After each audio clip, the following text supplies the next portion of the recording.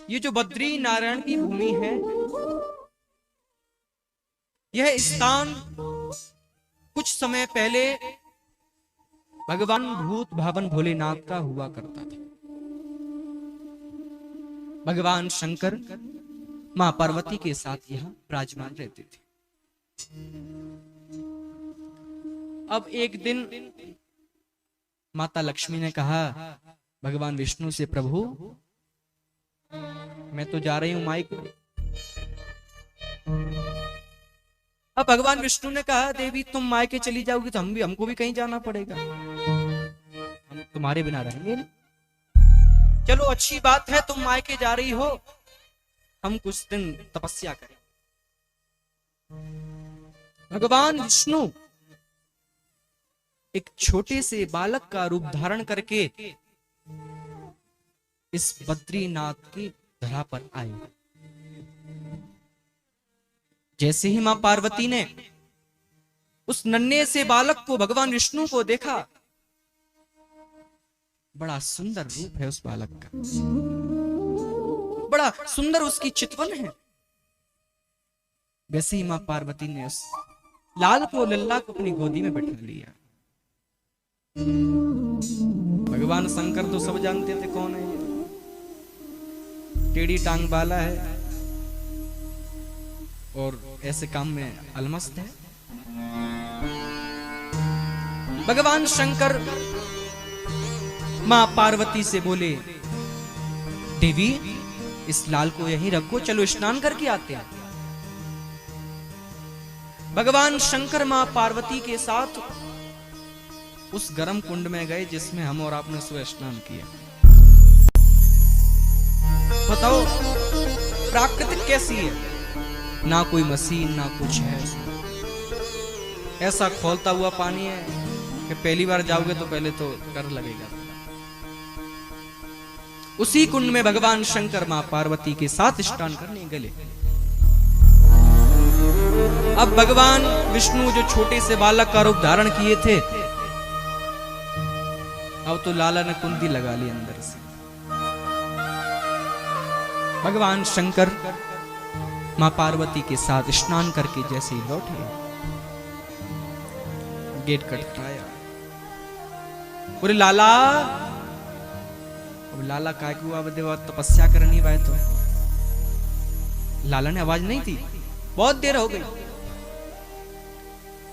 भगवान शंकर ने कहा था, बोले देवी मैंने तुमसे पहले ही कहा था ज्यादा प्यार मत दिखाओ इसके ऊपर, ये तो साक्षात विष्णु हैं। अब चलो कोई बात नहीं, अब इस विष्णु ने अपना स्थान मान लिया तो हम कहीं और चलते हैं। भगवान शंकर और मां पार्वती वहां से केदारनाथ के लिए प्रस्थान किए और तभी से बद्रीनाथ की भूमि भगवान शंकर, भगवान विष्णु की हुई। अब इस स्थान का बद्रीनाथ नाम ही क्यों पड़ा? भाई और कुछ भी तो पढ़ना चाहिए था। कारण इसका क्या कि जब भगवान शंकर मां पार्वती चले गए, भगवान विष्णु बैठ करके घोर तपस्या कर रहे हैं। अब जैसे ही बहुत दिन हो गए, माता लक्ष्मी ने देखा कि स्वामी का कुछ हाल चल पता नहीं कहां है,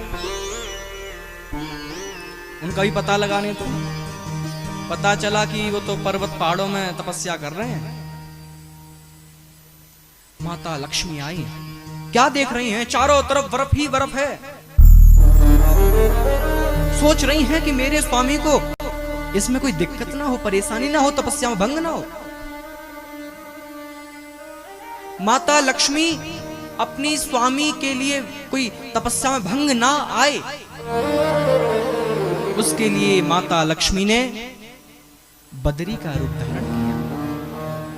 बदरी यानी बेर जो खाते हैं आप, उस बदरी का पेड़ भगवान विष्णु के ऊपर खड़ा हो गया। सारी बर्फ उस बदरी पर पड़ रही है। समय व्यतीत हुआ, भगवान विष्णु की तपस्या खुली। बोले देवी तुम? बोले स्वामी मैं तो मायके चली गई, तुम यहाँ चली आई। तो फिर मैंने खोजबीन करके आपको पता लगाया और देखो यहाँ तो बर्फ ही बर्फ है।